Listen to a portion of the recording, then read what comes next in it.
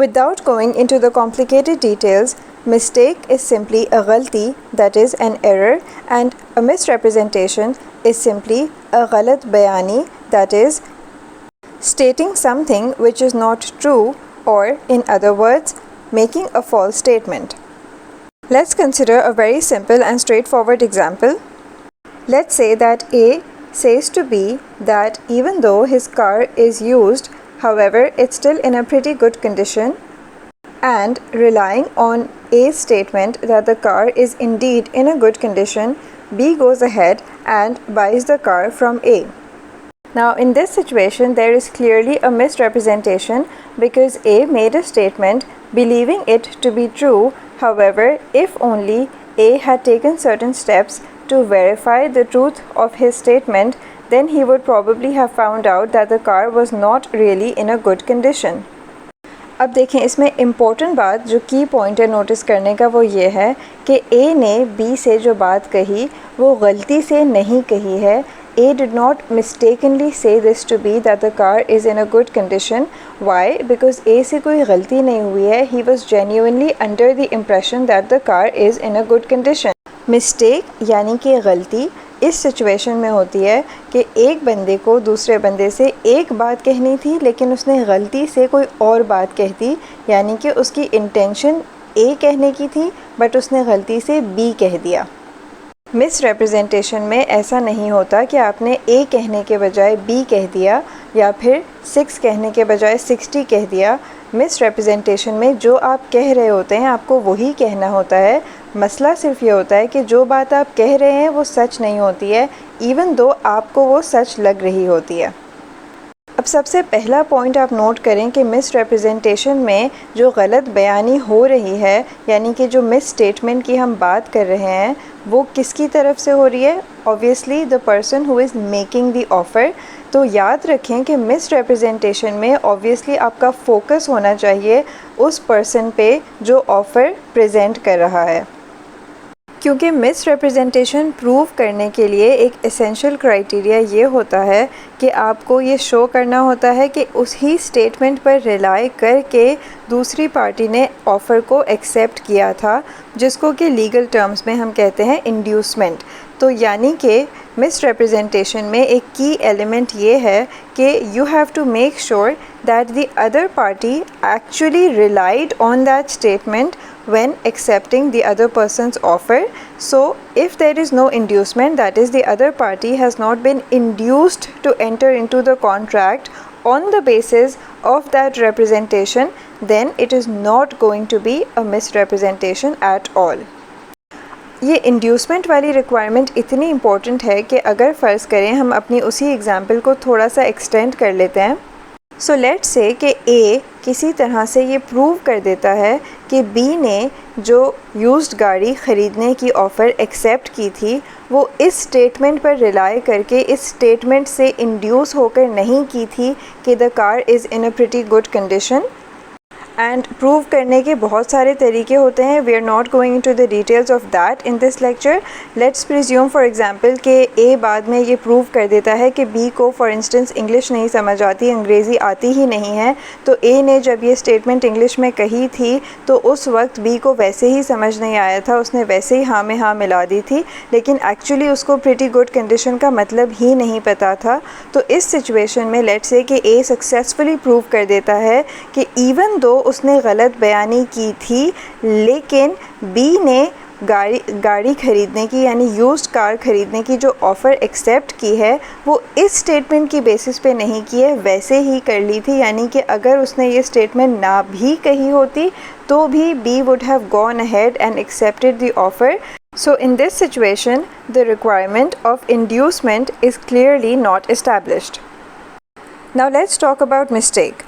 As I've already said that mistake is not a ghalat bayani and instead it's a ghalti, that is an error, and we all know the difference between a ghalti and a ghalat bayani. But let me elaborate on this a little bit. The first point to notice by way of comparison is that in misrepresentation, that is ghalat bayani, obviously that ghalat bayani is going to be coming from the person making the offer, because like I've already mentioned, one of the key requirements to prove misrepresentation is that there has to be inducement, and obviously inducement is going to be coming from the person making the offer to the person who is accepting the offer. So the flow of information from one party who is the offerer to the other party who is the offeree can clearly be seen in the case of misrepresentation. And this flow of information is obviously always going to be one way.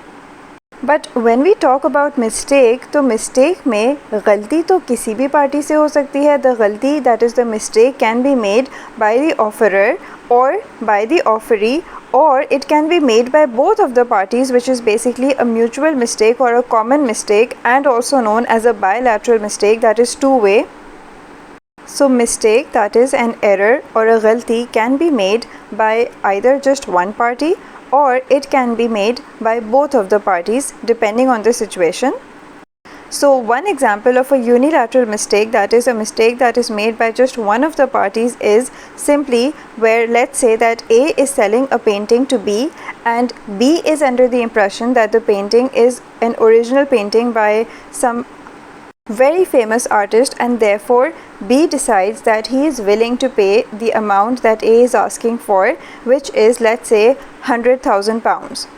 Now, presuming that A did not actually make any representation or state anything about the painting so as to induce B to buy that painting for that price, that is, in other words, there is no misrepresentation on the part of A which has induced B to enter into the contract, then this is simply a situation where B is simply mistaken about the fact that the painting is an original, and A is just happy about the fact that B is willing to pay the high price. And since B has not asked any questions confirming his belief, then in this situation A is not even going to be aware of the fact that B is buying that painting under some mistaken belief. Then in this situation, this is simply an error, that is a mistake about judgment, let's say, being made on the part of B. So this is clearly not a misrepresentation. There was no statement made by A to convince B to buy that painting for the high price. So this was an example of a unilateral mistake, and now let's consider an example of a bilateral, that is a common or mutual mistake which is made by both parties. Let's say that A offers to sell his car to B at a given price and B accepts this offer. Now in this situation we can see that a contract has definitely been concluded between these two parties. But how about the situation that the car itself, which is the subject matter of the contract, catches fire and gets destroyed, and A and B are both unaware of this fact at the time of making the contract? Perhaps this contract was concluded at a restaurant while A and B were having lunch, and then A later returns to his home to find that the car has been destroyed by fire. Now this is an example of a bilateral, that is a mutual mistake. Why? Because both of these parties were unaware of the fact that the car actually does not even exist anymore. So they mistakenly entered into a contract regarding something that does not even exist.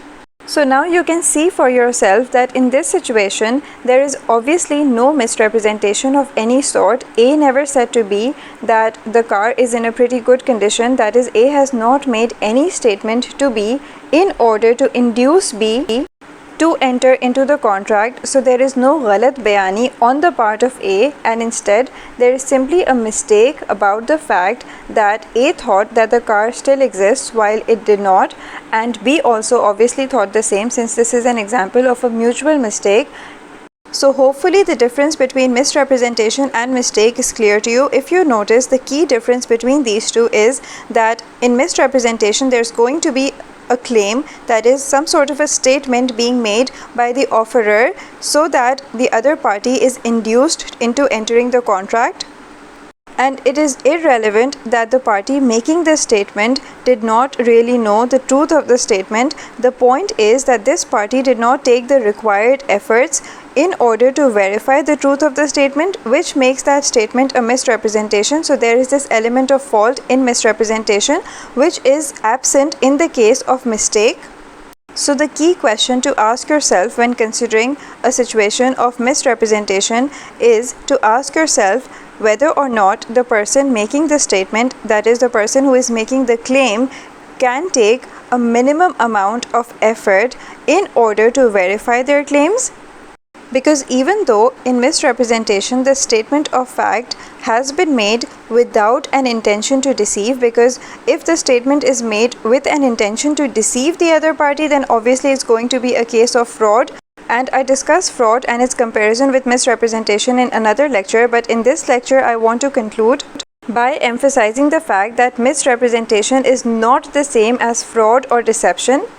Because as I have explained in my examples, the party who is making the statement or representation actually innocently believes it to be true. Because as I have explained in my example, the party who is making the statement or representation actually believes in that statement, that is, the party is making that statement innocently without any intent to deceive. So in other words, A is saying something which he believes to be true, but that something is not actually true.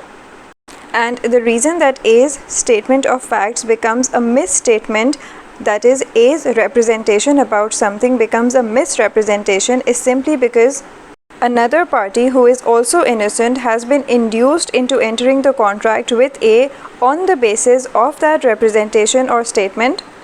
And when we enter the world of mistakes, on the other hand, then there is no such thing as a misrepresentation which is inducing the other party to enter into the contract.